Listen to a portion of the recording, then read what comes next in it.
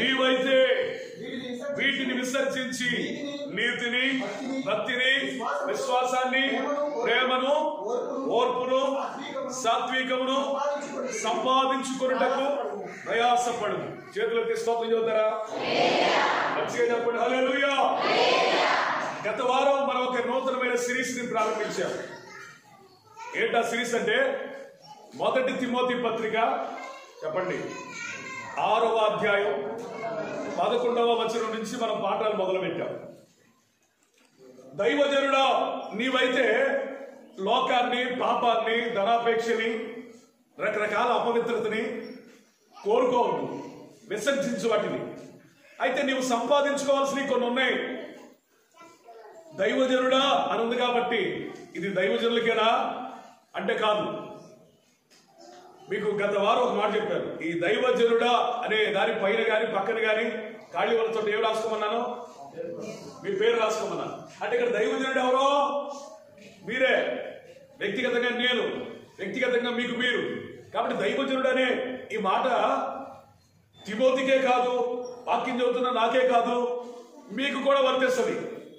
మీరు సంపాదించుకోవాల్సిన అంత్య దినాల్లో కొన్ని ఉన్నాయి. అందులో ఒక 6 విషయాలు చెప్పాడు. నీతి, భక్తి, విశ్వాసము, భక్తి, ప్రేమ, ఓర్పు, సాత్వికం అని ఒక 6 విషయాలు చెప్పాడు. అయితే మనం మొదటి విషయం గురించి మాట్లాడుకున్నాం. దేని గురించి? మొదటి విషయం ఏంటి? నీతి. నీతిని సంపాదించుకునుట అనే దాని గురించి మనం మాట్లాడుకుంటూ నీతి గురించి మాట్లాడుకుంటాం. ఈ నీతి అనే సబ్జెక్ట్ లో మొట్టమొదటి ప్రసంగం ఏంటండి?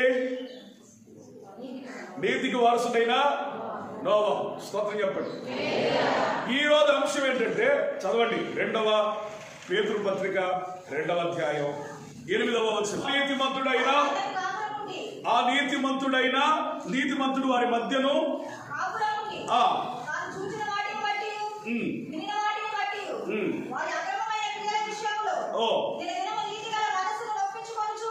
చాలండి. ఇంతకీ ఆ నీతిమంతుడు అని వ్రాయబడింది కదా, ఎవరి గురించి రాశాడు పేతురు గారు? చెప్పండి, పెద్దగా చెప్పండి. లోతు. ఈరోజు మన అంశం పేరేంటి తెలుసా? లోతు నీతిమంతుడా. ఏంటి? లోతు నీతిమంతుడా. చాలా మంది దైవజనులు కూడా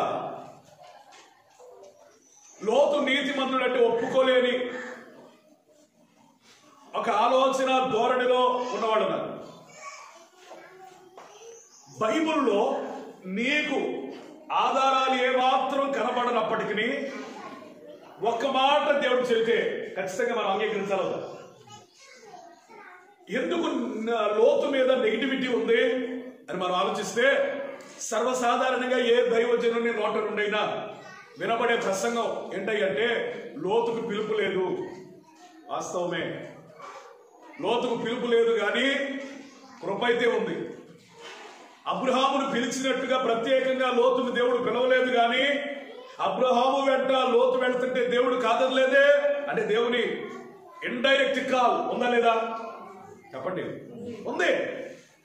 ఇంకా లోతు గురించి ఏం చెబుతారంటే అబ్రహాము నుంచి దూరం అయ్యాడు, కరెక్టే. ఇంకా లోతు గురించి ఏం చెబుతారంటే అతడు వివేకం లేకుండా, వివేచన లేకుండా బాగుంది కదా అని సొదొమ గొమొర్రాలను ఎన్నుకున్నాడు, పాపాత్ముల మధ్య జీవించాడు అంటారు. అది కూడా కరెక్టే. నేనంటాను లోతుని దేవుడు దర్శించలేదు, కరెక్టే. పిలవలేదు, కరెక్టే. ఆస్తి వలన అబ్రహాం నుంచి వేరయ్యాడు, కరెక్టే. ఆయా కారణాలను బట్టి సొదొమ గొమొర్రా వెళ్ళాడు, కరెక్టే. భయంకరమైన పాపాత్ముల మధ్య జీవించాడు, కరెక్టే. దీన్ని బట్టి ఒక సగటు క్రైస్తవుడు లోతు గురించి ఏం ఆలోచిస్తాడంటే లోతు నీతిమంతుడు కాడు.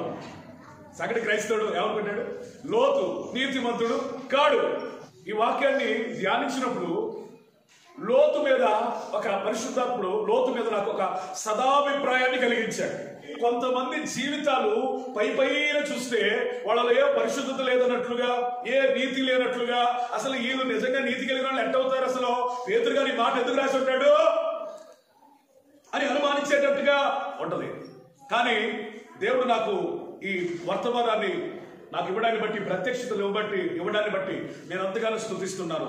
ఇది చదివి ధ్యానించిన తర్వాత నేను ముమ్మాటికి దేవుని సన్నిధిలో ఒప్పుకున్నాను, లోతు నీతిమంతుడు. స్తోత్రం చెప్పండి. చాలా గొప్ప నీతిమంతుడు. హల్లెలూయా. నీతి గురించి మనం ఆలోచిస్తా ఉన్నాం కాబట్టి లోతు గురించి ధ్యానిస్తా ఉంటే ఖచ్చితంగా మీకు నీతి అనే విషయం అర్థమైంది. లోతు ఎందుకు నీతిమంతుడు అయ్యాడంటే ఈ 2వ పేతురు పత్రిక 2వ అధ్యాయంలోనే మనం చూస్తే, నా నీతిమంతుడు వారి మధ్యన కాపురం ఉండి తాను చూసిన వాటిని బట్టి వినిన వాటిని బట్టి వారి అక్రమమైన క్రియల విషయంలో దినదినము నీతిగా తన మనస్సును నొప్పించుకొనొచ్చు వచ్చెను. ఇక్కడ ఆగుదాం, ఇక్కడ వినండి. ఈ 7, 8, 9 వచనాలు మీరు చదివినప్పుడు మీరు ఏం అర్థం చేసుకోవాలయ్యా అంటే, లోతు దుర్మార్గుల మధ్య నడిచాడు. వింటున్నారు నా మాట? లోతు కామ వికారయుక్తమైన చేష్టలు చేసే స్త్రీ పురుషుల మధ్య నడిచాడు, ఉన్నాడు. లోతు బహు భయంకరమైన పాపము విస్తరించిన సొదొమ గొమొర్రాలోనే జీవించాడు, కాదంట్లా బైబిల్. అయితే అతడట ఆ పాపమును చూసినప్పుడు సంతోషించలేదట గాని దుఃఖపడ్డాడట. అంత మాత్రమే కాదు, పరిశుద్ధాత్ముడు ఆయన గురించి ఇస్తున్న సాక్ష్యం ఏంటో తెలుసా? దేవుడు భక్తులను శోధనలలో నుండి తప్పించగలిగిన దేవుడు. స్తోత్రం. ఇప్పుడు లోతు గురించి చెబుతూ భక్తుడు అనే పదాన్ని వాడారంటే, ఈ భక్తుడు అనే పదం పరిశుద్ధాత్ముడు ఎవరి గురించి రాయించినట్టు చెప్పండి? లోతు. మొట్టమొదటి పాయింట్ తెలుసా? ఆయన అపవిత్రుల మధ్య జీవించాడు గాని పరిశుద్ధంగా బ్రతికాడు. చేతులెత్తి స్తోత్రం చెప్పండి. లోతు నీతిమంతుడు ఎందుకు అయ్యాడంటే అతను పరిశుద్ధంగా జీవించాడు. ఎక్కడైనా పాపం చేశాడా? చాలా మంది క్రైస్తవేతరులు, హిందువులు, మతోన్మాదులు లోతు గురించి మాట్లాడతారు ఎక్కువ. మనకంటే ఎక్కువ ఎవరు మాట్లాడతారు? లోతు గురించి మాట్లాడతారు. ఎందుకో తెలుసా? లోతు తన కుమార్తెలతో పాపం చేశాడయ్యా, పిల్లల్ని అన్నాడు, వాళ్లే కదా మోయాబీలు, వాళ్లే కదా శపితమైన సంతానము అని లోతు గురించి నిందేస్తారు. ఇప్పుడు నా ప్రశ్న, లోతు నిజంగా తన కుమార్తెలతో పాపం చేశాడా? వాళ్ళతో శయనించిన సంగతి లోతుకు తెలుసా? ఇంకా చెప్పాలంటే లోతు కుమార్తెలు అపవాది ప్రేరణకు లోబడి వాళ్ళు సొంత బుద్ధిని, స్వబుద్ధిని ఆధారం చేసుకొని లోతుతో పాపం చేశారే గాని లోతుకి తన పెద్ద కుమార్తెతో గాని చిన్న కుమార్తెతో గాని పాపం చేసిన సంగతి, వాళ్ళు పాపము చేసి వెళ్లిపోయిన సంగతి, అతనికి మెలకు వచ్చేదాకా ద్రాక్షరసం, మత్తు ద్రాక్షరసం దాకిచ్చారు, ఆ మత్తు తనను విడిచిపెట్టేదాకా తెలియలేదు. ఆయన కుమార్తెలతో పాపం చేయలేదు. అంత మాత్రమే కాదు, అనీతిమంతుల మధ్యలో బ్రతుకుచూ కూడా నీతిమంతులుగానే బ్రతికాడు. కామ వికారయుక్తమైన చేష్టలతో వారి జీవితాలను చెరిపి వేసుకుంటున్న ప్రజల మధ్య కూడా ఎట్లా బ్రతికాడో తెలుసా? నీతిమంతుడిగా, పరిశుద్ధుడిగా బ్రతికాడు. స్తోత్రం చెప్పండి. హల్లెలూయా. ఈ దినాలు కూడా ఏ దినాలని చెప్తుంది బైబిల్? లోతు దినములను పోలి ఉన్నాయి. ఈ దినాలు లోతు దినాలను పోలి ఉంది అంటే అర్థం ఏంటో తెలుసా? లోతు సొదొమ గొమొర్రాలో నివసించినప్పుడు ఎలాంటి పాపం ఏర్పడి చేసిందో నేటి దినాలలో సంఘాలలో, గ్రామాలలో, నగరాలలో, పట్టణాలలో, ప్రపంచంలో ఏ పాపం ఏర్పడి చేస్తుందో తెలుసా? లోతు దినములలో ఉన్న పాపం ఏర్పడి చేస్తుంది. ఏ పాపం? లోతు దినాల్లో ఉన్న పాపం. లోతు దినాల్లో ఉన్న పాపం ఏంటో తెలుసా? వాయ లేదు, వరుస లేదు, చిన్న లేదు, పెద్ద లేదు, ఆడ లేదు, మగ లేదు, మగవాళ్ళతో మగవాళ్ళు పాపం, ఆడవాళ్లతో ఆడవాళ్ళు పాపం, చిన్నలతో పెద్దవాళ్ళు పాపం, పెద్దలతో చిన్నవాళ్ళు పాపం. ఇదే పాపం నేటి దినాలలో జరగటం మన కళ్ళారా చూస్తున్నాం. ఈరోజు చూడండి, కొంతమందిని చూస్తే ఎంత అసహ్యం కలుగుతుందంటే, వాళ్ళ మానసిక పరిస్థితి సరిగ్గా లేక వాళ్ళు హిజ్రాలుగా మారుతున్నారు. వాళ్ళు అంగ మార్పిడి చేసుకొని అమ్మాయిల్లాగా చలామణి అవుతున్నారు. కొంతమంది పురుషులు స్త్రీలను ముట్టుకోరు. కానీ ఈ మాటలు నేను పచ్చిగా చెబుతున్నందుకు ఏమనుకోవద్దు. కానీ లోతు కాలంలో ఉన్న పాపం ఎలాంటిదో అర్థం చేసుకోవటం, మత్సుకు ఈ తరంలో ఎట్లా ఉందో అర్థం చేసుకునే విషయం గురించి మీతో చెప్తున్నా. కొంతమంది పురుషులు తమకు తాము ఎంత నీతిమంతులంటే పరాయి స్త్రీని చూడరు, పరాయి స్త్రీని ముట్టుకోరు, ఇక నా భార్య సర్వస్వం అన్నట్టుగా ఉంటారంట. కానీ నేటి తరంలో సర్వేలు లెక్కల ప్రకారం తెలియదేంటో తెలుసా? హిజ్రాలుగా మారిన ఆ యొక్క వ్యక్తులతోట అనేక మంది పురుషులు పాపము చేయడానికి ఎగబడుతున్నారట. అంటే ఇవి చెప్పండి, లోతు దినాలు కావా? లోతు వంటి దినాలు కావా? నేడు దినాలు ఎట్లా తయారైపోతున్నాయి? మొన్న మధ్య కేరళలో, ఎక్కడో అమెరికా ఇంగ్లాండ్లో కాదు, మొన్న మధ్య కేరళలో అమ్మాయిలు పెళ్లిళ్ళు చేసుకున్నారు, అబ్బాయిలు పెళ్లిళ్ళు చేసుకున్నారు. ఏంటిది? దేవుని సృష్టి క్రమమా? కాదే. అంటే దేవుని సృష్టిని తప్పించుడు అపవాది యొక్క ప్రణాళిక, దేవుని సృష్టి క్రమాన్ని మార్చుడు అపవాది యొక్క ప్రణాళిక.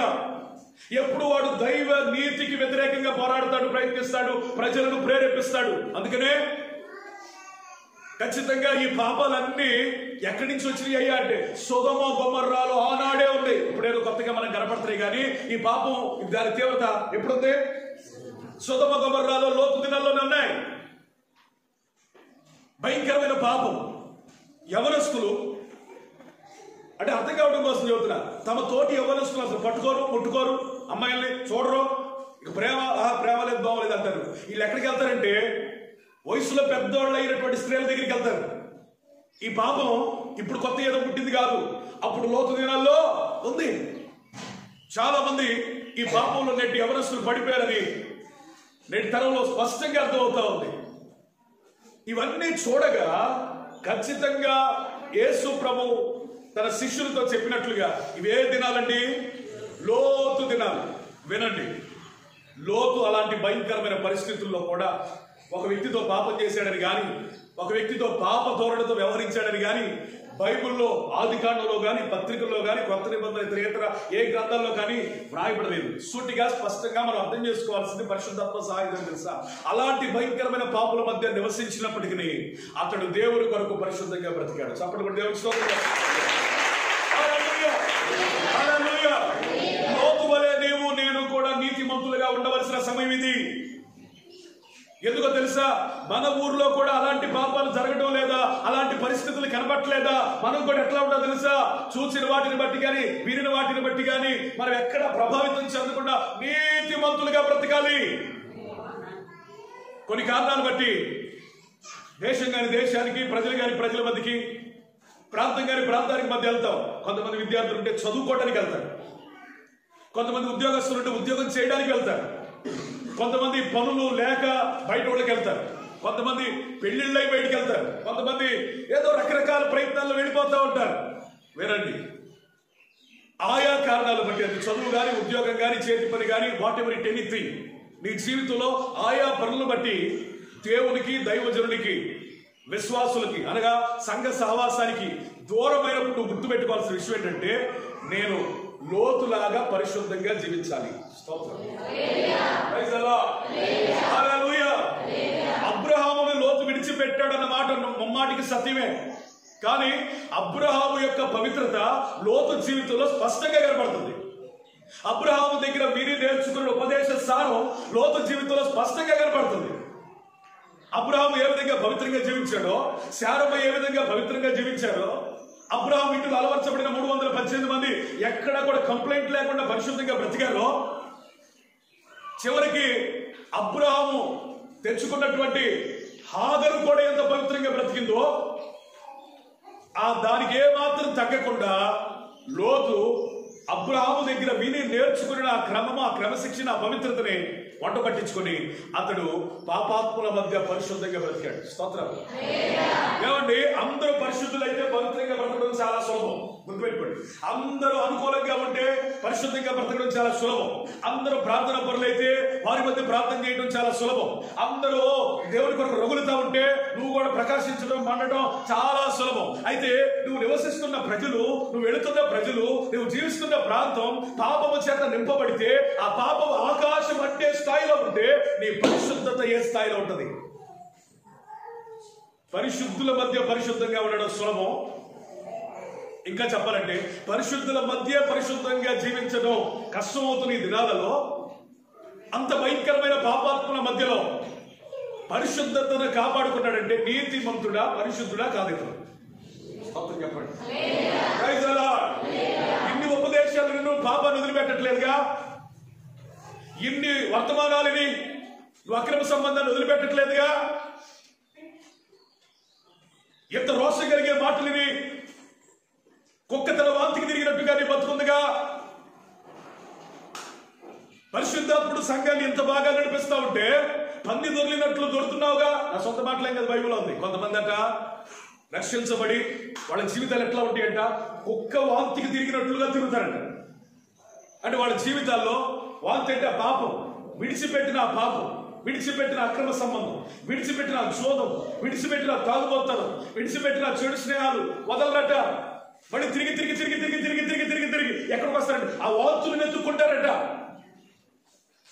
కొంతమంది అట పంది దొర్లినట్లుగా బురదలో దొరుకుతారట. కడగబడిన పంది, అది ఎన్నిసార్లు కడగబడినా దానిలో ఏ స్వభావం పాదు, పంది స్వభావం పాదు. పంది స్వభావం ఏంటంటే అది మురికికి ఆకర్షించబడింది, బురదకు ఆకర్షించబడింది. దానికి పన్నీటితో స్నానం చేసినా, చన్నీటితో స్నానం చేసినా, నదీ జలంలో అది మునిగి లేచినా దానికి పవిత్రత కొంచెమైనా రాదు. కానీ దానికి ఏది చూడగానే ఆకర్షించబడిందో తెలుసా, బురదంటే ఇష్టం. కొంతమంది విశ్వాసులకి ఇన్ని ఉపదేశాలు వినబడుతున్నా పాపమే ఇష్టం, చెడు స్నేహాలే ఇష్టం. దేవుడి వాక్యం సెలవిస్తుంది, ఎంత భయంకరమైన పరిస్థితుల్లో కూడా దేవుని కొరకు తన పరిశుద్ధతను కాపాడుకున్నాడు నీతిమంతుడు. స్తోత్రం చెప్పండి. ఆ యొక్క లోతు, హల్లెలూయా, ఆ పవిత్రతను బట్టి అతడు నీతిమంతుడని పరిశుద్ధాత్మ చేత ప్రత్యక్షత ఇవ్వబడి పేతురు రాశాడు. చాలా మంది ఏం చెబుతారంటే, అన్నా నేను పరిశుద్ధంగా ఉండాలని ఉంది కానీ ఏం లేదు, నా ఫ్రెండ్స్ అన్నారు, నా చుట్టాలన్నారు, నా కొలీగ్స్ అన్నారు, నా తోటి వాళ్ళని బంధువుల మీద, స్నేహితుల మీద, అయినోళ్ళ మీద, కానోళ్ళ మీద నెడతారు. రేపు దేవుని న్యాయ సింహాసనం ఎదుట నిలబడినప్పుడు ఈ సాకులేవి చల్లవు, ఈ కారణాలేవి చల్లవు, ఈ వంకలేవి దేవుడు పట్టించుకోడు. దేవుడు ఏం కోరుకుంటున్నాడు తెలుసా, ఈ తరములో ఇంత భయంకరమైన పరిస్థితుల్లో కూడా నీతిమంతునిగా బ్రతకాలని కోరుకున్నాడు. స్తోత్రం చెప్పండి, స్తోత్రం చెప్పండి. భయంకరమైన పరిస్థితుల్లో సైతం నీతిమంతుడిగా పరిశుద్ధతను కాపాడుకోవాలని కోరుకుంటున్నాడు. పరమ గీతాల గ్రంథంలో ఒక మాట వ్రాయబడి ఉంటుంది. అదే మాట తెలుసా, లోయలలో ఏంటట, ఏ పద్మం, ఒల్లి పద్మం. స్తోత్రం చెప్పండి. క్రైస్తవుని జీవితం ఎట్లా ఉండాలి తెలుసా, లోయలలో ఒల్లి పద్మం లాగా ఉండాలి. లోయలలో ఒల్లి పద్మం అంటే ఏంటంటే, అంటే ఏ వ్యక్తి, ఏ వ్యవసాయకుడు, ఏ తోటమాలి కూడా లోయలోకి వెళ్ళి విత్తనం వేయడు. ఒకవేళ వేసాడే అనుకో, ప్రతిదినం లోయలోకి వెళ్ళి నీళ్లు పోయడు, చుట్టూ త్రవ్వడు, ఎరువేయడు, కాపుగాయడు. లోయలలో ఏ శ్రద్ధ లేకున్నా, ఎవడు పట్టించుకోకపోయినా, ఎవడు ఎరువేయకున్నా, ఎవడు నీరు పోయకున్నా అది తను నియమించిన సృష్టికర్త కోసం అది అందంగా ఎదుగుతానే ఉందట. స్తోత్రం చెప్పండి. హల్లెలూయా. పలు రక్కసి చెట్లలో ఒల్లి పద్మంలాగా ఉండాలి, లోయల్లో ఒల్లి పద్మంలాగా ఉండాలి. మనం ఈరోజు వింటున్నారా, కఠినమైన పరిస్థితుల మధ్యలో ప్రకాశించగలిగిన వారిని, వికసించగలిగిన వారిని, ప్రభావంతో నిండుకోగలిగిన వారిని దేవుడు కోరుకుంటున్నాడు. ఈరోజు వినండి, ఎవ్వరు పట్టించుకొని లోయలో చెట్లు ఎదుగుతున్నట్లుగా దేవుడి వాక్యం సెలవిస్తుంది. చివరికి నీ పరిశుద్ధత ఏ స్థాయిలోకి రావాలో తెలుసా, ప్రపంచంలో నీతే కనబడకపోయినా, పరిశుద్ధత కొంచెమైనా లేకపోయినా వాళ్ళ మీద వీళ్ళ మీద నీ భక్తి ఆధారపడకూడదు. కానీ ఎవరి మీద ఆధారపడాలి చెప్పండి, పరిశుద్ధుడైన దేవుడు. స్తోత్రం చెప్పండి. హల్లెలూయా. తినండి, పాస్టర్లో పరిశుద్ధత లేదు అనుకుందాం, విశ్వాసంలో పరిశుద్ధత లేదు అనుకుందాం, నీ బంధువులు, రక్త సంబంధికుల్లో పరిశుద్ధత లేదు అనుకుందాం, పాస్టర్లో, విశ్వాసుల్లో, నీ తోటి వారిలో ఎవరిలో పరిశుద్ధత లేదు. ఓకే, అసలు ఈ పరిశుద్ధతకే కారణమైన పరిశుద్ధుడు ఉన్నాడా లేదా చెప్పండి. ఇప్పుడు ఎవరున్నా లేకపోయినా మనకి ఎవరున్నారు?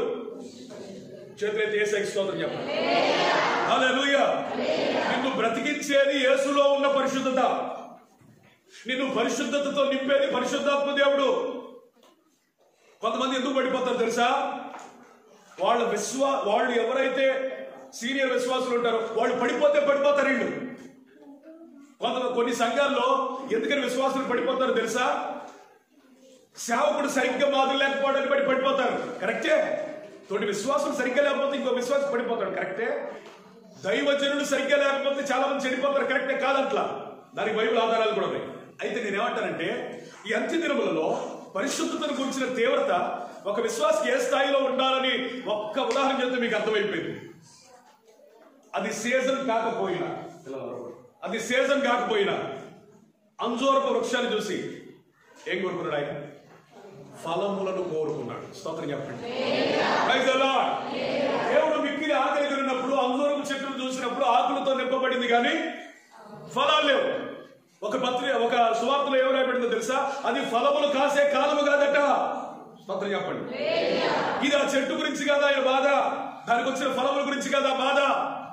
ఫలించే కాలము కాకపోయినా, ఫలించడానికి వీలు లేకపోయినా, ఫలించే పరిస్థితులు నీ చుట్టూ లేకపోయినా దేవుడి కొరకు ఫలించాలి, ఫలించాలి, ఫలించాలి. స్తోత్రం. ఏం ఫలించాలి? పరిశుద్ధత. స్తోత్రం. దేశానికి వెళ్ళిపోయాడండి. ఆయా పరిస్థితులను బట్టి యోసేపు ఎక్కడైనా దైవజనుడు ఉన్నాడా? పరిశుద్ధ గ్రంథం లేని కాలం కదా అది. దేవుని మాటలు వినబడని ప్రదేశం కదా అది. పాపం చేసి అడిగేవాళ్ళు లేడు కదా. పాపానికి రేపేవాళ్ళు ఉన్నారు కదా. భయంకరమైన విగ్రహారాధన కదా. తప్పు చేస్తే అడిగేవాళ్ళు లేడు కదా. అది యోసేపు పాపం చేశాడా? అక్కడ కూడా ఆ ప్రజల మధ్యలో కూడా తనతో దేవుడు ఉన్నాడని నమ్మాడు. స్తోత్రం. Praise the lord. గుర్తుపెట్టుకో, నన్నెవడు చూడలేదు, నన్నెవడు లెక్క అడగడు, నేనెవడు చేసింది ఏం తెలీదు, మా ఆయనకి తెలీదు, మావిడికి తెలీదు, పాస్టర్ గారికి తెలీదు, తోటి విశ్వాసులకి తెలీదు, నేను ఎంత కవర్ చేస్తున్నానో చూడు అని నువ్వు అనుకుంటున్నావేమో. ఇలా గనక ఎవరైనా అనుకుంటే పిచ్చోడివి, పిచ్చిదారి నువ్వే గాని దేవుడు కాడు. మోసపోకుడి ఆయన వికరించబడడు. నిన్ను ప్రజలు చూడకపోని, ఎవ్వరు దరిచేరే ప్రదేశంలో నువ్వు ఉండకపోని, నీ వ్యక్తిగత జీవితాన్ని అనుక్షణం, ప్రతి క్షణం, ప్రతి అడుగు, ప్రతి దినం గమనించే దేవుడు ఒక ఆయన ఉన్నాడు. స్తోత్రం చెప్పండి. దావీదు అంటున్నాడు, ఆకాశానికి ఎక్కిపోయినా అక్కడ ఉన్నాడు ఆయన, భూమికి కిందకి వెళ్ళిపోయినా అక్కడ కూడా, అంతరిక్షంలోకి వెళ్ళినా ఇక ఆయనకు మరుగై ఉండేది. మనం ఎక్కడ చెప్పండి? ఎక్కడ? ఏ ఊర్లో మరుగై ఉంటావు పాపం చేస్తా, ఏ దేశంలో మరుగై ఉంటావు పాపం చేస్తా. దేశం మారింది కానీ, ప్రజలు మారారు కానీ, అక్కడ ఉన్న పరిస్థితులు మారినాయి కానీ, మన దేవుడు ఎన్నటెన్నటికి పరిశుద్ధతకి అనుకూలమైన దేవుడై ఉన్నాడు.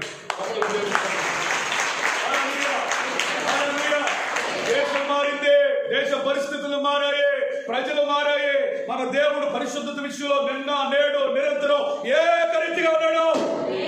హల్లెలూయా. నువ్వు కూడా ఎట్లుండాలి తెలుసా? ప్రజలు మారినా, పరిస్థితులు మారినా నా యేసయ్య కొరకు నేను పరిశుద్ధంగా నిలబడాలి. స్తోత్రం చెప్పండి. హల్లెలూయా. అలా ఉన్నప్పుడే నువ్వు నీతిమంతుల జాబితాలోకి వస్తావు. నువ్వు మనుషులకి, పరిస్థితులకి అనుగుణంగా నీ పవిత్రతను మార్చుకుంటా పోతున్నావు అనుకో, ఒక దినమున దేవుడు నిన్ను రెడ్ హ్యాండెడ్ గా పట్టుకుంటాడు. ఈ భూమి మీద కూడా, అక్కడే కాదు ఇక్కడ కూడా పట్టుకుంటాడు. చాలా జాగ్రత్త.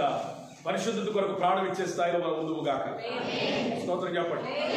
దానియేలు ఏ దేశానికి వెళ్ళాడు? ఇశ్రాయేల్ దేశంలో ఉన్నాడా? ఎక్కడున్నాడు? బాబిలోన్, బబులోను దేశం. అంటే అది దైవ భక్తి లేని దేశం కదా. పాపం చేసిన అడిగేవాడు ఎవడున్నాడు? కానీ తనను మోటివేట్ చేసేవాళ్ళు ఎవరు లేకపోయినా, స్ఫూర్తిని కలిగించేవాళ్ళు ఎవరు లేకపోయినా, పరిశుద్ధత కొరకు రేపేవాళ్ళు ఎవరు లేకపోయినా, ప్రార్థన చేయి అని ఎవరు కూడా వెన్ను తట్టి చెప్పేవాళ్ళు లేకపోయినా, దానియేలు ఎట్లా ఉన్నాడు తెలుసా? ప్రతి దినము ప్రార్థన చేసుకునే ఉన్నాడు. స్తోత్రం. Praise the lord. ఎక్కడెక్కడ దేశం గారి దేశంలో ఏ ప్రజలు ప్రార్థనకు ఆటంకపరుస్తా ఉంటే, సరే మరి మన దేశం కాదు కదా, మన పరిస్థితి కాదు కదా, వాళ్ళకి ఇష్టం కాదు, మనం ఎందుకు చేయాలి అని అనుకోలేదు. కానీ నేను చావనైనా చస్తాను, సింహాల బోరులోకి వెళ్ళనైనా వెళ్తాను, కానీ ప్రార్థన చేయటం మానను. స్తోత్రం. హల్లెలూయా. నీ జీవితంలో తమ్ముడు నువ్వు ఎక్కడున్నా ప్రార్థనే పరిశుద్ధతలోకి నిన్ను నడిపించేది. దేవుడితో వ్యక్తిగత అనుబంధమే నువ్వు ఎన్నటన్నిటికీ పరిశుద్ధంగా దేవుడి కొరకు బ్రతికేటట్లుగా అణువణువున ప్రేరేపించేది. కాబట్టి దానియేలు వలె నువ్వు ఏ దేశంకి వెళ్ళినా, ఏ ప్రాంతంకి వెళ్ళినా, తెలియని ప్రజల మధ్యకి వెళ్ళినా, పాపం చేసిన అడిగేవాడు లేకపోయినా ప్రార్థన మానకూడదు. స్తోత్రం. Praise the lord. హల్లెలూయా. కొంచెమైనా పాపం లేదు దానియేలులో, కొంచెమైనా పాపం లేదు.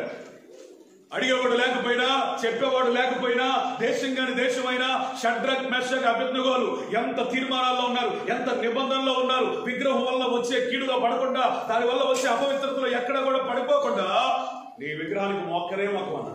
చెబుతారా? Praise the lord.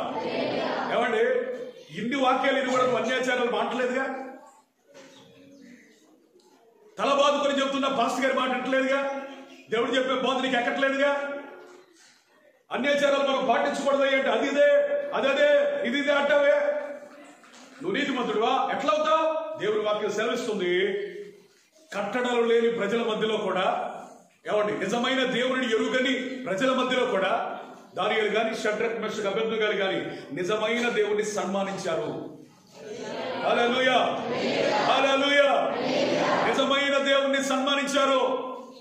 నేనేమంటానంటే నీ దేవుని యొక్క మహిమ నీ ద్వారా ప్రజల మధ్య ఆవిష్కరించబడాలి. నువ్వు దేవుని బిడ్డవని ఆ ప్రభావం అన్యుల మధ్యలో అర్థం కావాలి.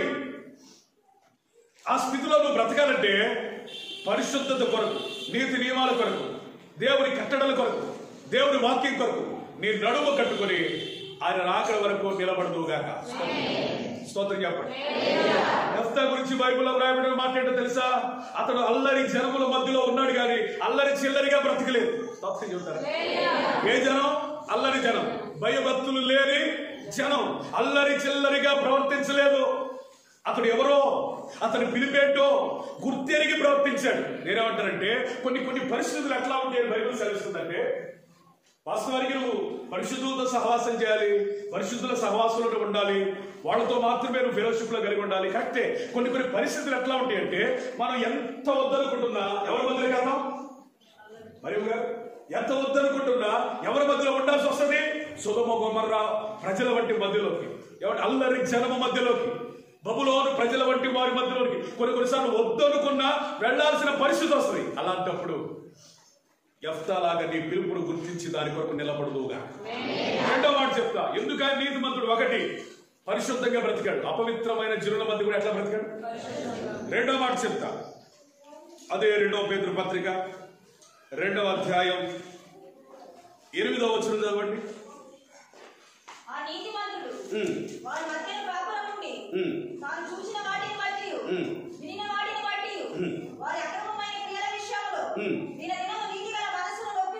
నొప్పించుకున్నాడా? హర్షించుకున్నాడా?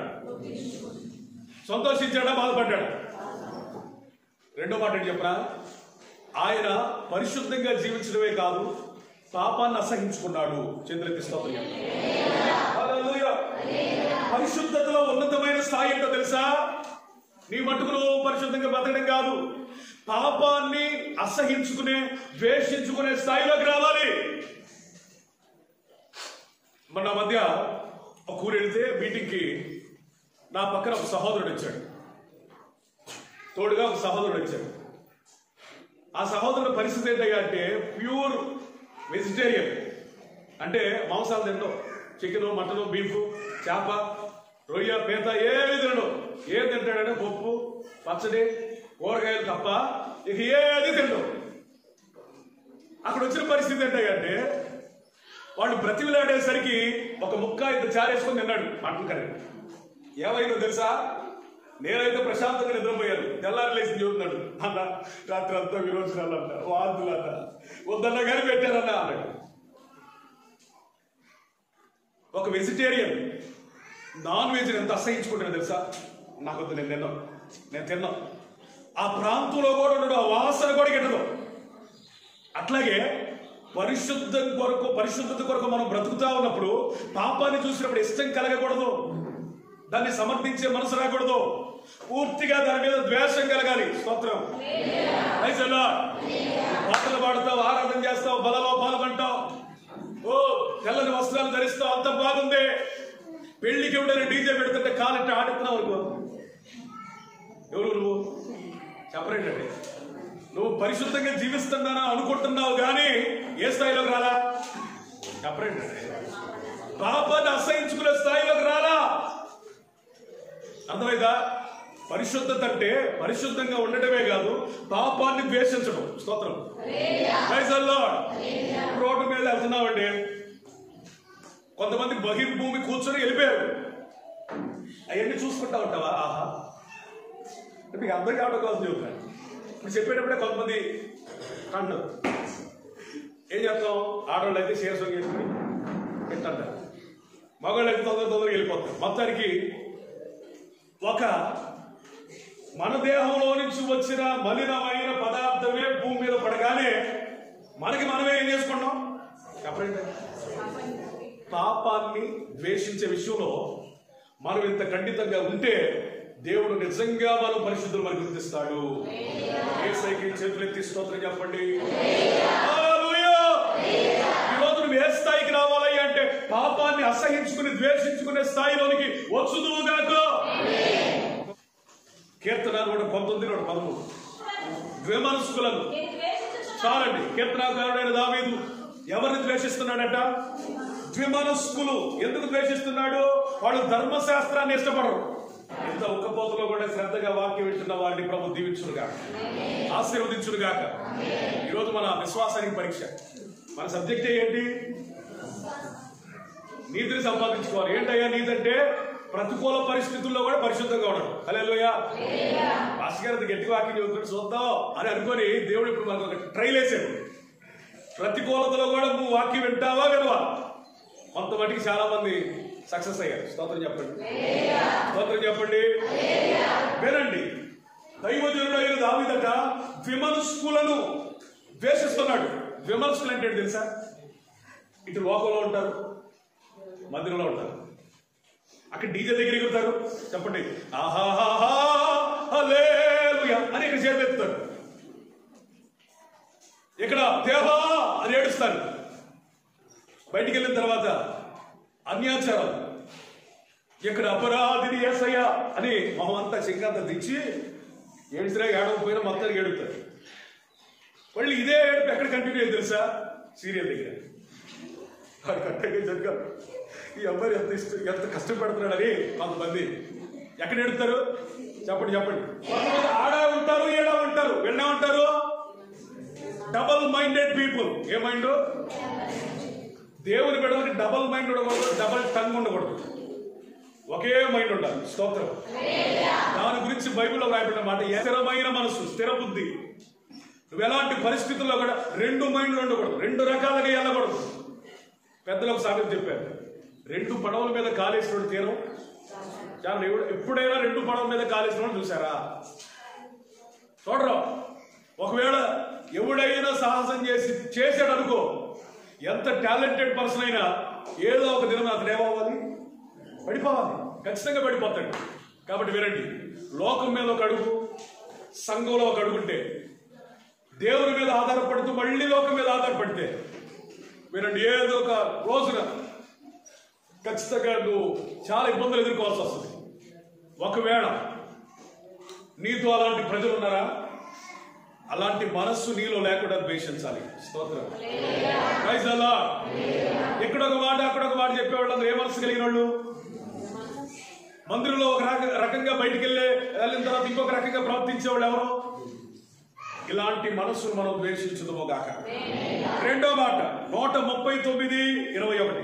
యెహోవా నిన్ను ద్వేషించు వారిని నేను ద్వేషించుచున్నాను కదా, నీ మీద లేచు వారిని నేను అసహ్యించుకొనుచున్నాను కదా. నిన్ను ద్వేషించే వారిని, నీ మీద తిరుగుబాటు చేసేవారిని, ఈ రోషం నీకుందా? దేవుణ్ణి ద్వేషించే వారిని ద్వేషించగలిగే స్థాయిలోకి వచ్చావా? దేవుని మీద తిరుగుబాటు చేసే వారికి కొమ్ము గాయకుండా అసహించుకున్నావా? గుర్తుపెట్టుకోండి, మన దేవుని కొరకు ఎవరైతే రోషంగా ఉంటారో వాళ్లను దేవుడు దీవిస్తాడు. మన దేవుని మీద తిరుగుబాటు చేసే వాళ్ళని ఎవరైతే అసహించుకుంటారో వారి కుటుంబాలు దీవించబడతాయి. కొంతమందికి ఎవరు ఇష్టమో తెలుసా? దేవుడు అంటేనే గిట్టదు, కానీ ఇటు తిరిగే దేవుడితో చెప్పండి. దేవుడు అంటేనే గిట్టదు, తిరిగే దేవుడితో, అభక్తితోనే. నువ్వు ఎవరి చుట్టూ తిరగాలి, ఎవరితో స్నేహం చేయాలి, ఎవరిని ప్రేమించాలి? నువ్వు మందిరానికి వెళ్తావు, నీ పక్కన ఉన్నాడు ఎవడంటే అరే నాకు దేవుడు అంటే గిట్టదురా బావా, మందిరం అంటేనే గిట్టదురా, పాస్టర్లు అంటేనే గిట్టదురా, వాక్యం అంటేనే గిట్టదురా అంటేనే ఉంటాడు. కానీ బుద్ధి లేకుండా, సిగ్గు లేకుండా ఎవరితో తిరుగుతాడు వీడు? ఈ మాటలు చెప్తుంటే కమ్మగా వింటాడు, నవ్వుతాడే. కానీ రే వీడు దేవుడు ద్వేషిస్తున్నాడు, మరి నేను దేవుడు పెట్టాను కదా, నన్ను ద్వేషించేవాడు నేను, దేవుడు ద్వేషించేవాడు నేను ఎందుకు ద్వేషించకూడదని పక్కకి వెళ్ళడు. మీ ఇంట్లో ఎవరి మీదకైనా ఎవరైనా గొడవకు వస్తే వాళ్ళకి పూదండేస్తారా? అందుకనే మలాకి గ్రంథంలో దేవుడు బాధపడే విషయం ఏంటంటే, నేను తండ్రిని అయితే నాకు రావాల్సిన ఘనత ఏంటి? అందుకని మనం ఏం చేయాలి? భక్తిహీనులను, వారి విధానాలని, దేవుడిని ద్వేషించే వారిని మనం ఏం చేయాలి? ద్వేషించాలి. సామెతలు 8:13.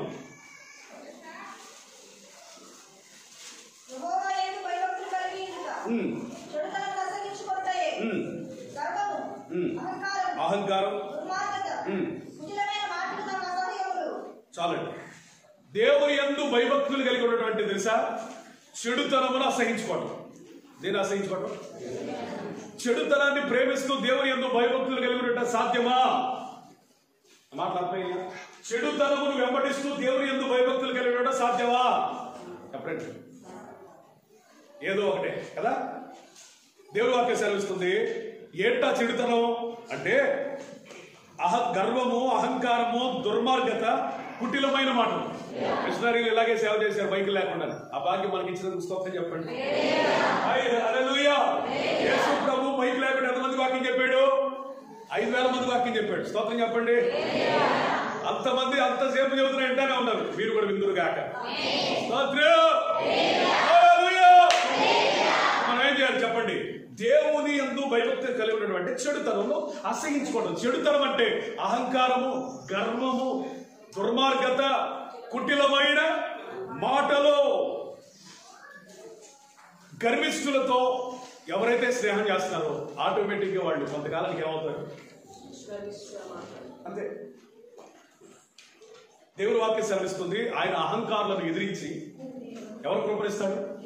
స్తోత్రం చెప్పండి. ఎవరిని ఎదిరిస్తాడు? ఎవరికి కృపరిస్తాడు? గర్వంగా, అహంకారంగా ఉన్నవాళ్ళని మనుషులు ఎదిరించడం కాదట, దేవుడే. కానీ దేన మనసు కలిగి ఎవరైతే ఉంటారో వారికి కృపరిస్తారట. దేవుడు చూస్తున్నప్పుడట ఎవరిని దేవుడు దృష్టిస్తాడంటే, ఎవరు దీనుడై నాదేం లేదయ్యా, అంత దేవుడేనయ్యా అని ఉడుకుతారు చూడండి, వాళ్ళని దృష్టిస్తారట. స్తోత్రం చెప్పండి. నీ జీవితంలో దేవుడు నిన్ను గమనిస్తున్నప్పుడు ఆయన నామాన్ని బట్టి, ఆయన పరిశుద్ధతను బట్టి, ఆయన సన్నిధిని బట్టి, ఆయన శక్తిని బట్టి, ఆయన సార్వభౌమాధికారాన్ని బట్టి, ఆయన చిత్తాన్ని బట్టి నువ్వేం చేయాలి? వణగాలట, భయపడాలట. సామెతలు 15:27. ఏం అసహించుకోవాలి? లంచమును అసహించుకునేవాడు, చెప్పండి అంత డోర్ తెరిచి, లంచమును అసహించుకునేవాడు ఎవరు బ్రతుకుతారు? ఏం అసహించుకోవాలి? పక్కన వాళ్ళ లంచాన్ని. సింపుల్ గా వాడు చెప్పేస్తా, నువ్వు కష్టపడకుండా వచ్చే ఏ రూపాయి అయినా నీ ఇంట్లో ఉండకూడదు. ఒకవేళ కష్టపడకపోయినా అది దైవిక మార్గాల్లో కాకుండా సాతాను మార్గాల్లో రూపాయి ఇచ్చినా నువ్వు పట్టుకోవద్దు. దేవుని మార్గాల్లో కాకుండా ఒక్క రూపాయి నీ యొక్క ఇంట్లోకి వచ్చినా, నీ అకౌంట్ లోకి వచ్చినా, నీ ఒడిలోకి వచ్చినా ఖచ్చితంగా ఇది లంచమే. దీనిని మనం అసహించుకుంటే బ్రతుకుతాము. స్తోత్రం చెప్పండి. Praise the lord. చాలా మంది అక్రమ సంపాదనను ప్రేమించడం వల్ల వాళ్ళ డబ్బు అంతా ఎక్కడ పెడతారు తెలుసా? హాస్పిటల్లో. పాత పెద్దలు చెప్పారు, ఆరోగ్యమే. ఆస్తులు ఉండడం గొప్ప భాగ్యం కాదు, ఆరోగ్యంగా ఉండడమే భాగ్యం ఈ రోజుల్లో. స్తోత్రం చెప్పండి. నీకు ఏ రోగం రాకుండా, రొప్పు రాకుండా, బాధ లేకుండా, హాస్పిటల్కి వెళ్లకుండా మంచిగా నీ చివరి మజిలీని ముగించడమే నిజమైన ఆశీర్వాదం. ఈ ఆశీర్వాదం కావాలి అనుకున్నవాడు చేతులు ఎత్తండి. నాకు కావాలయ్యా అని అడగండి. అడగండి అమ్మా, సిగ్గు లేకుండా అడగండి. మన దేవుడు ఇస్తాడు. కావాలంటే ఏం చేయాలి? అక్కడ ఉంది, లంచమును, దుర్మార్గంగా వచ్చే డబ్బుని. అప్పుడు బ్రతుకుతాం. స్తోత్రం చెప్పండి.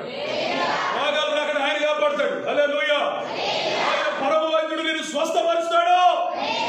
హల్లెలూయా. డబ్బులు ఉంటే హాస్పిటల్కి వెళ్ళొచ్చు, బాగుపడచ్చు అనుకుంటాం. డబ్బులు ఉన్నా కానీ బాగుపడనే భయంకరమైన దినాలు ఇవి. కానీ నీతిగా యథార్థంగా బ్రతికితే దేవుడు మనకు మంచి ఆరోగ్యం ఇస్తాడు. ఆయన ఆరోగ్యకరమైన రెక్కల నీడలో మనకు భద్రత ఇస్తాడు. స్తోత్రం. కాబట్టి వీటన్నిటిని అసహించుకునే మనస్సు ప్రభు మనకు అనుగ్రహించును గాక. రోమపత్రిక 12:9 అపోస్తలుడైన పౌలు ఏం చెప్తున్నాడు? ఒకటే ఒక మాటతో చెప్తున్నాడు, చెడ్డ దానిని అసహించుకోండి, మంచి దానిని హత్తుకున్నాడు. హత్తుకున్నటువంటి ఏం తెలుసా? ఇకెన్నడు విడిచిపెట్టు, ఎప్పుడు వదిలిపెట్టు. మంచిని హత్తుకో, చెడు దాన్ని. చిన్నప్పుడు మా నాన్న ఒక మాట చెప్పాడు, అరే చెడ్డోడిని 10 రూపాయలు ఇచ్చైనా వదులుకోవాలి, మంచోడిని రూపాయి ఇచ్చి కొనుక్కో, చెడ్డోడిని 2 రూపాయలు చదువుకో, 10 రూపాయలు చదువుకో.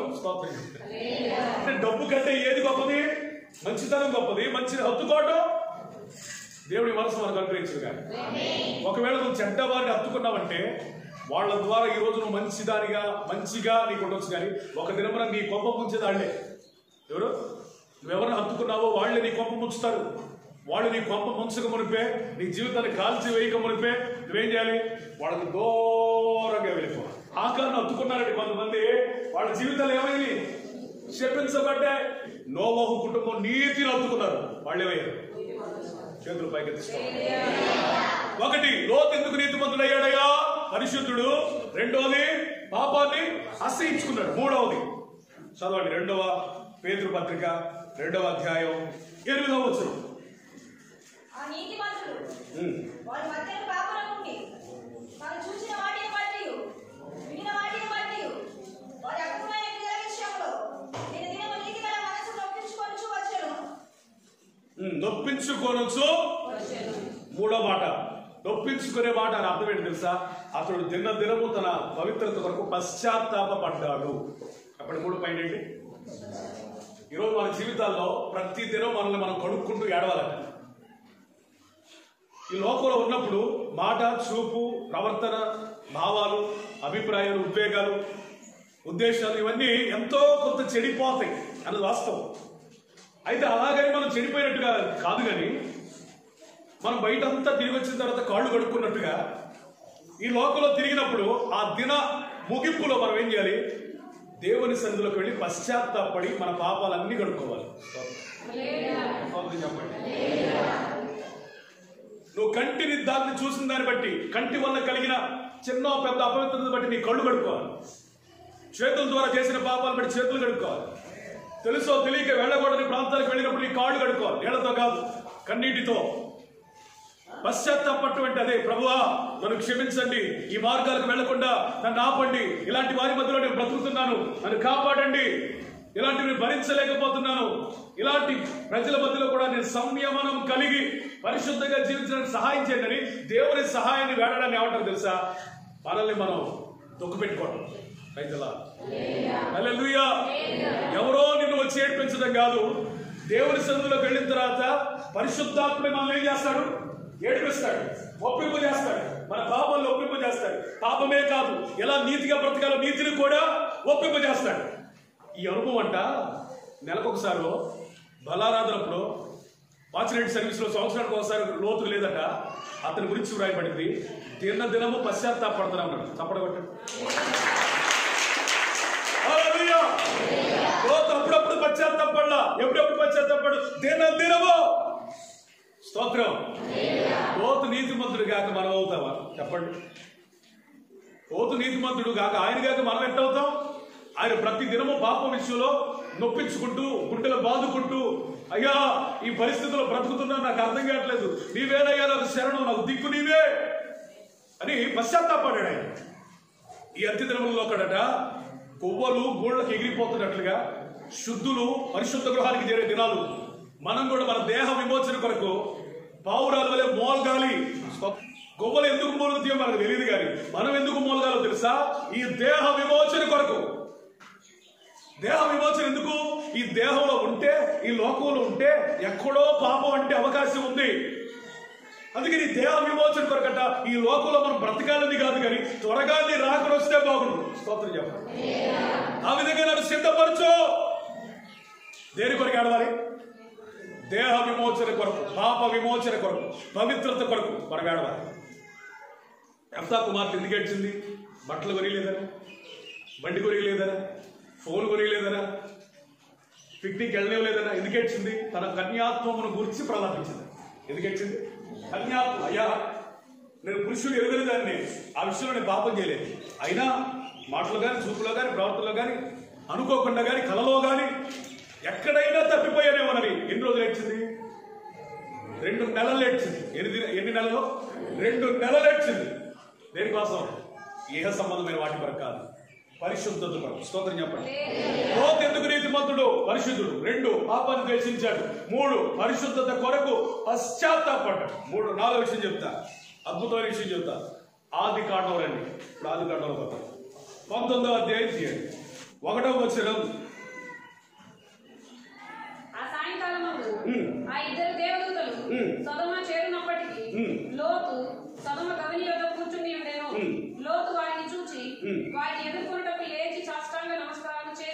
చేతులు పైకెత్తి స్తోత్రం చెప్పండి.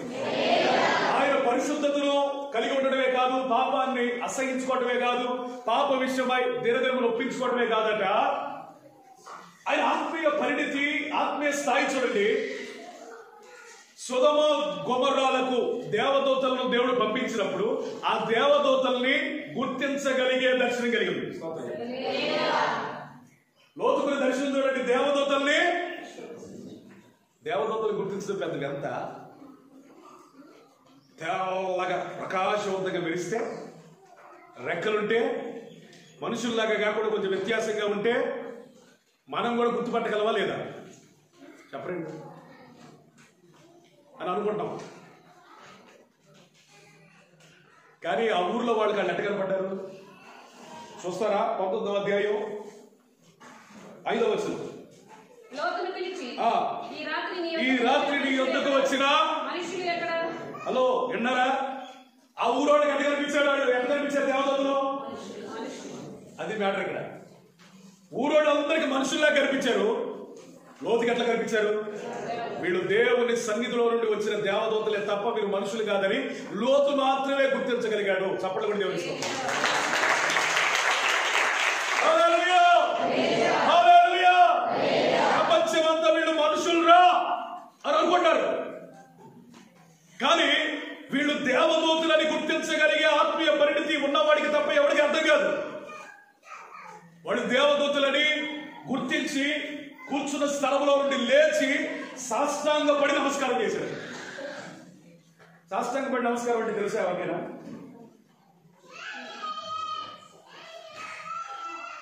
ఎట చెప్పడం కాదు, ఎట చెప్పడం కాదు, ఎట చెప్పడం కాదు, ఎట చెప్పడం కాదు.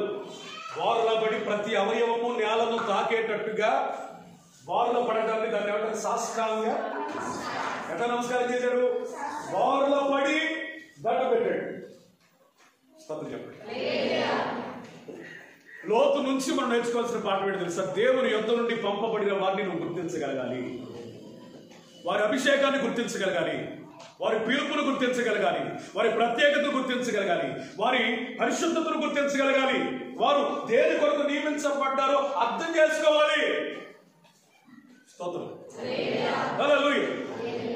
మన ఈ మధ్య ఒక చోటుకి వెళ్తే నన్ను చూసి కొంతమంది లేచారు. కొంతమంది లేచి కూర్చున్న కుర్చీల మీద నుంచి లేచారు. ఒకడు అన్నాడు, రే పాస్టర్ గారు కూడా మన వంటి మనిషారా, కూర్చోండి, ఆయన దేవుడా అన్నాడు. అక్కడ ఉంటాడు.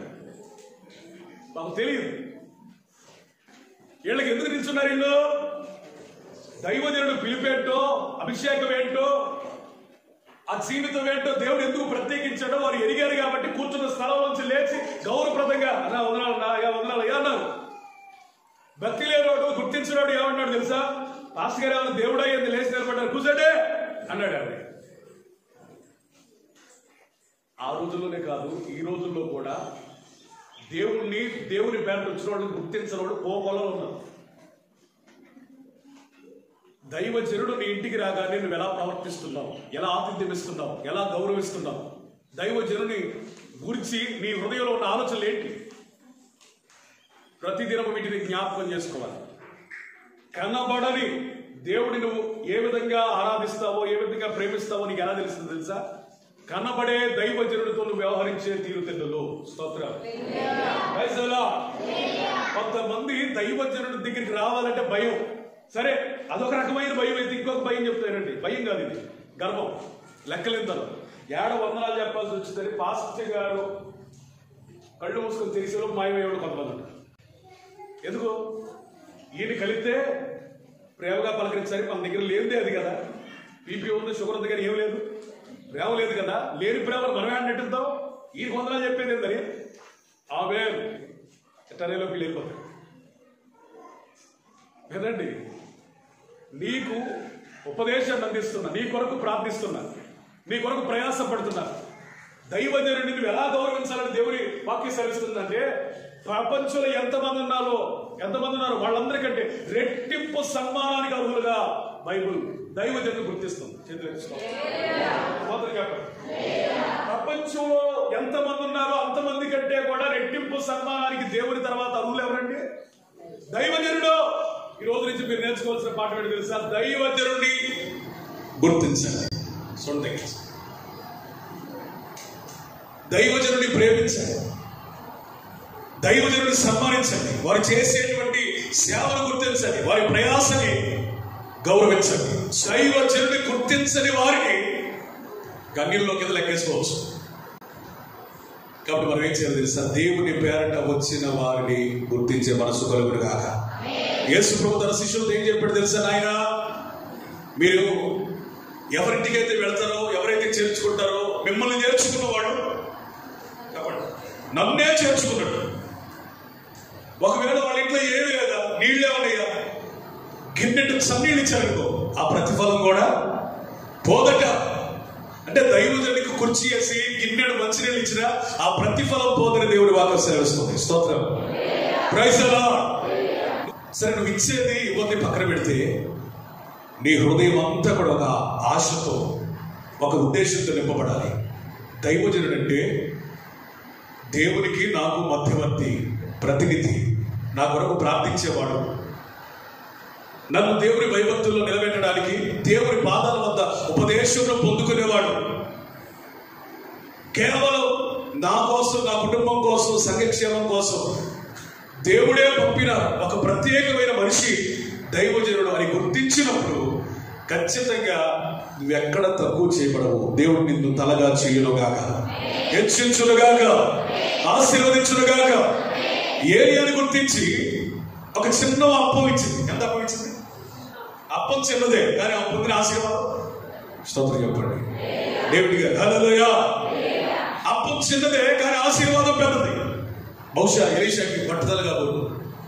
ఎలీషా చూసి చాలా మంది ఏమనుకున్నారు తెలుసా? బోడాడా బోడాడా బోడాడా అన్నారు. ఎవరు చూసి? పాస్టర్ గారిని చూసి ఏం పేరు పెట్టారు? నిక్ నేమ్ పెట్టారు. ఏం నిక్ నేమ్ అది? బోడాడా బోడాడా. అడవిలో ఉన్న ఇరుగు బట్టలు దేవుడు పంపించాడు. పంపించి బహుశా 18 మందో 11 మందో వాళ్ళందరినీ ఆ ఎలుగుబట్లు, ఆడ ఎలుగుబట్లు కోపంతో రక్కి చీల్చి చంపేసి యేసయ్యకి స్తోత్రం చెప్పాడు. అంటే దైవజనుడు దీవించిన వాళ్ళకి ఏమొస్తుంది? దైవజనుడికి ఆతిథ్యం ఇచ్చిన వారికి ఏమొస్తుంది? దైవజనుడి మీద తిరుగుబాటు చేసేవాళ్ళు, వ్యతిరేకించేవాళ్ళు, నిందలు మోపేవాళ్ళు, అగౌరవంగా చూసే వాళ్ళకి ఏమేస్తుంది? శాపం వస్తుంది. నేనేం భయపెట్టలా. పైగా నువ్వు భయపడితే భయపడే మనిషివా? దేవుని వాక్యం సెలవిస్తుంది. దైవజనుడిని ఏ దృష్టితో చూస్తావో నీకు ఆశీర్వాదం వచ్చును గాక. స్తోత్రం చెప్పండి. అదే ఆదికాండం 19వ అధ్యాయం 8వ వచనం. చదువు.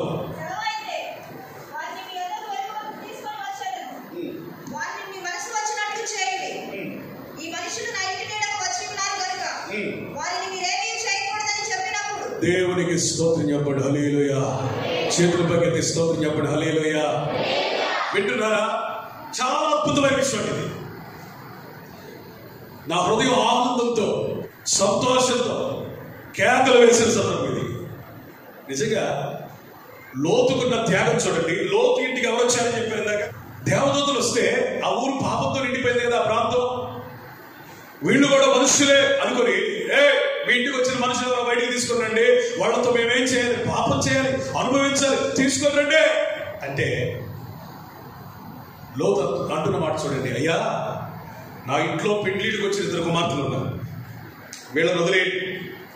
వీళ్ళు మా ఇంటికి వచ్చిన అతిథులు, దేవుని చేత పంపబడిన ప్రతినిధులు, మమ్మల్ని రక్షించడానికి వచ్చిన రక్షకులు. వీళ్ళ మీద మీరు ఏమీ చేయొద్దు, కానీ ఇదిగో నా 2 కుమార్తెలు ఉన్నారు, వాళ్ళని నేను అప్పగిస్తాను, మీరు తీసుకోండి అన్నాడు. స్తోత్రం. ఎవరికి సాధ్యం ఇది? లోతు ఎంత నీతిమంతుడో తెలుసా? నా కూతుర్లు పాడైపోయిన పర్వాలేదు, నేను దేవుడి సేవకి ఇచ్చానని అనుకుంటా. దేవుడి నుండి పంపబడిన ప్రతినిధులు అగౌరవపరచబడకూడదు. స్తోత్రం చెప్పండి. స్తోత్రం చెప్పండి. నేను ఇది ధ్యానించినప్పుడు ఒకటే అనుకున్నా, అబ్రహాము ఇస్సాకుని ఇవ్వడం కంటే ఇది తక్కువైన విషయం ఏమి కాదు. హన్నా శామ్యూల్ని ఇవ్వడం కంటే ఇది తక్కువైన ప్రతిష్ట ఏమి కాదు. యెఫ్తా తన కుమార్తెను ఇవ్వడం కంటే కూడా ఇది తక్కువైన విషయమేమి కాదు. ఈ విషయానికి వస్తే ఇతడు అబ్రహాము వంటి ప్రతిష్ఠిత కలిగిన వాడు. స్తోత్రం చెప్పండి. హల్లెలూయా. అబ్రహామును దేవుడు అడిగితే వెనుదినగా ఇస్తానన్నాడు. దేవుని చేత పంపబడిన ప్రతినిధుల కొరకు ఎవ్వరూ ప్రేరేపించకపోయినా కుమార్తెలు పాడైపోయిన ఇష్టం. కానీ దేవుని చేత పంపబడిన ప్రతినిధులు అగౌరవపరచబడకూడదు. స్తోత్రం. ఏంటండి మనసు ఏంటండి? సాధారణమైన వ్యక్తులు అయితే అంటారా?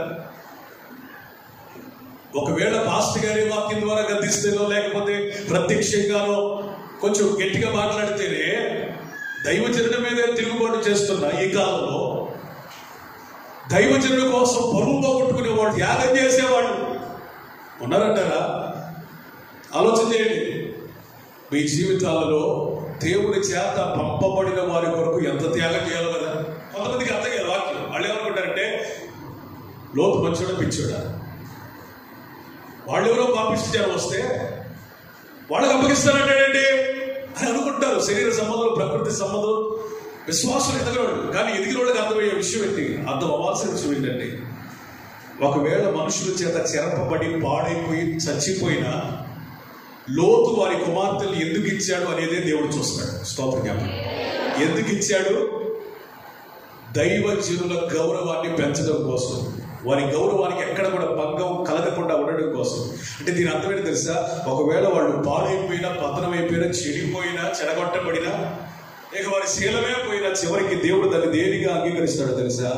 అది సేవగా భావిస్తాడు. చేతులెత్తి స్తోత్రం చెప్పండి.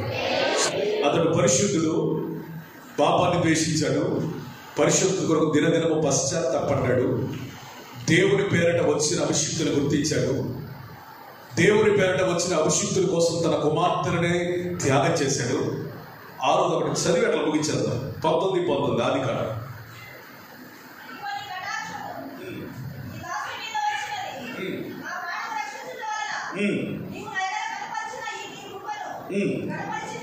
చాలండి. దేవుడు తన ఎడల కృపని కటాక్షాన్ని కలిగి ఉన్నాడని, తన జీవితంలో దేవుడిచ్చిన కృపని గ్రహించాడు. ఇతడు కృప విలువను ఎరిగిన దైవజనుడు. స్తోత్రం చెప్పాడు. ఏమి ఎరిగాడు? కృప విలువను ఎరిగాడు. నీ జీవితంలో ఏదున్నా లేకున్నా ఒకటి ఎప్పుడు నీ గుర్తుండాలి. నీ దేవుడు నీకు ఇచ్చిన కృప పోగొట్టుకోకుండా ఎప్పుడు భయపడతా ఉండాలి. కృప విషయమై జాగ్రత్తగా ఉండాలి. కృప పోయిందేమో అని భయపడాలి. నీకు కలిగిన కృపని పోగొట్టుకోకుండా ఎల్లవేళలా నువ్వు ప్రయాసపడాలి. ఇదిగో నేను 6 విషయాలు చెప్పాను కదా. ఈ 6 విషయాలు కలిగితే నీవు నేను కూడా లోతు వంటి నీతిమంతులుగా దేవుని దృష్టిలో ఎంచబడతాము. అట్టి ఆత్మీయ స్థితి మనకు వచ్చును గాక. ప్రార్థన.